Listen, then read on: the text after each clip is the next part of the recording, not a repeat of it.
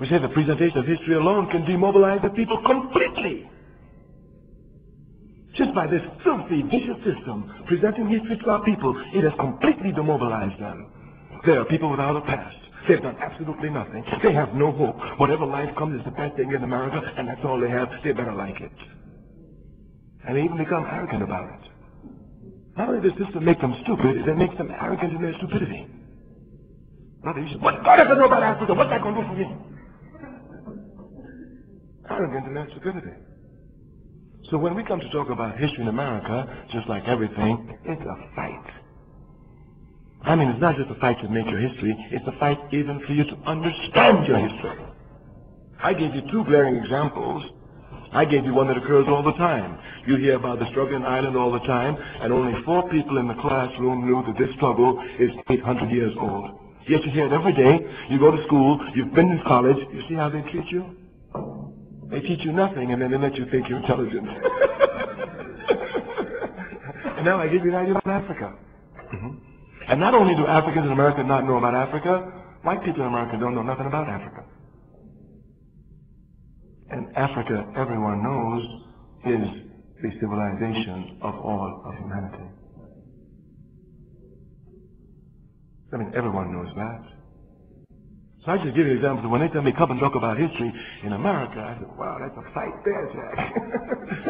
I mean, so we have to fast tell you some things about it. But listen, my job is, I'm not a teacher like they teach you at these bourgeois institutions. My job is not to come and give you information and then you regurgitate and I clap, oh, you said back what I said to you very well. That's not my job. My job is to inspire you to want to know something about the forces that control your life. That's my job. So the success for me isn't what you regurgitate, but the success for me is what you put inside your head for yourself once I leave you. But let me tell you about this history thing now. The people must make history, so they must fight for their freedom. They must fight for their freedom, either consciously or unconsciously. So you must use history as a weapon to make you conscious. You must use history as a weapon to make you conscious. Let me give you some examples.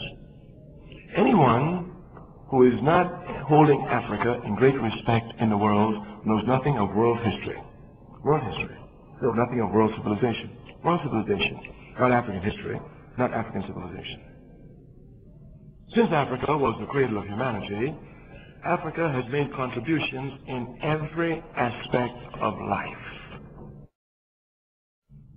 Thus, in any aspect of life that you examine, you will see Africans' contributions. Let me give you only one. I give you Africa's contributions in the area of religions. Now, you know, there's no society without religion, not one. Every society has religion, of course. These religions vary widely in form, you know, but they have the same fundamental purpose, to impose moral obligation on man and woman. That's their purpose. So, if you will look at Africa's contributions to world religions, they're overwhelming. I mean, in the first instance, Africa gave to the world monotheism, belief in one God. It was Africa that gave this to the world. And if you would take a look, you will see when Africa was practicing monotheism, belief in one God, you will see that nowhere else in the world was it being practiced. To the east of Africa, they were worshiping the sun. To the north of Africa, in Palestine, they were worshiping idols. And they would do so until the Prophet Muhammad, peace be upon his name, came in the 6th century AD to give them monotheism. Africa gave monotheism to the world, belief in one God. Do you know most Africans who are Christians, which is a monotheistic religion, don't even know this? Judaism, chronologically speaking, the first religion that preached monotheism, the first universal religion, preaching belief in one God, was given to the world by Africa. Do you know that not only do Africans not know this, but non-Africans who are Jewish of the Jewish religion do not know this?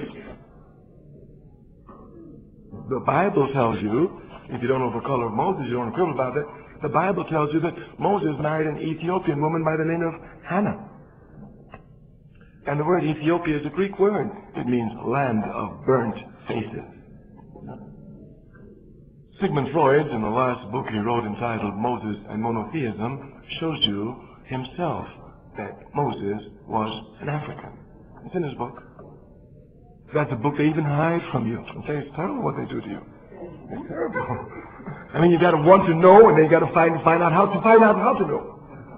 Yeah, but any man, any woman seeking the truth will always find it. Any man, any woman seeking the truth will always find it. Africa's contributions to Christianity were outstanding. When Jesus Christ, peace be upon his name, was in trouble, everybody was trying to kill him, it was Africa that gave him refuge. Nowhere else wanted to give it to him, only Africa. It was here that he grew up in his early life, and of course, since Africa already had monotheism for centuries, by the time Jesus Christ came along, nowhere else in the world had it. It was very easy for him to grow intellectually, spiritually, and physically in Africa. That's where he spent his youth.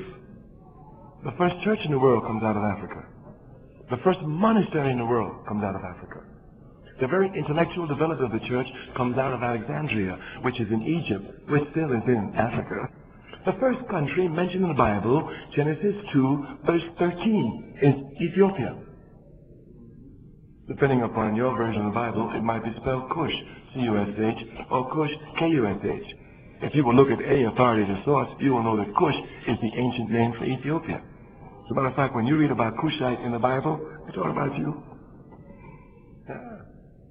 These are clear facts. This is your history. Because of the way the system teaches you history, you do not even make these connections. Chinese say if you make a mistake, and you know it's a mistake, and you don't correct the mistake, you've made your second mistake. If you will look at the life of Jesus Christ, peace be upon his name, if you will look at the history of Christianity, you will see that Jesus Christ, peace be upon his name, could be just about any color, but the one color he could never be is the color they always paint him, white. He never saw Europe. He never put his foot in it. All of the descriptions of him in the Bible are far from white, bronze, hair like a lamb's wool. I mean, every aspect of it. Every aspect of it. If you know anything about the history of Christianity, you know that Christianity didn't arrive in Europe until 400 years after the death of Jesus Christ. Peace be upon his name. And it was taken not by him, not by the disciples, but by the apostles who came long after the disciples. All this is history. You see the effect history can have upon you. Do you know the debilitating effect it must have upon the minds of Africans bowing down before a white Jesus, thinking that this is the Son of God, and all it is the uncle of the artist who painted the picture? Do you know the superiority effect it has upon the minds of white looking at the picture? History, we say, is a powerful weapon in the hands of the enemy. The people must come to grab their history themselves.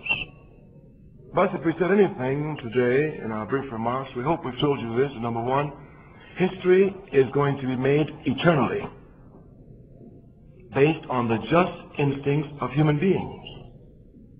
We tell you that history is made not by any one great man or woman, but is made by all the people, that you yourself make history. And we tell you, you make history either consciously or unconsciously. And that it is your responsibility to consciously make history. And we say history is nothing other than the total and constant progress of humanity and civilization. Thus, we will stop here and take some remarks. We did tell you some things about Africa, just to show you her contributions to humanity, and to show you that you should know these things and the effect they can have upon your life. So I think we can stop here and just take questions. You're listening to Kwame Ture, the former Stokely Carmichael, on Black History. This is Alternative Radio. You can order copies of this program by calling us at 1-800-444-1977. Or you can go to our website, alternativeradio.org. Again, our website, alternativeradio.org. Stay tuned at the end for complete details on ordering.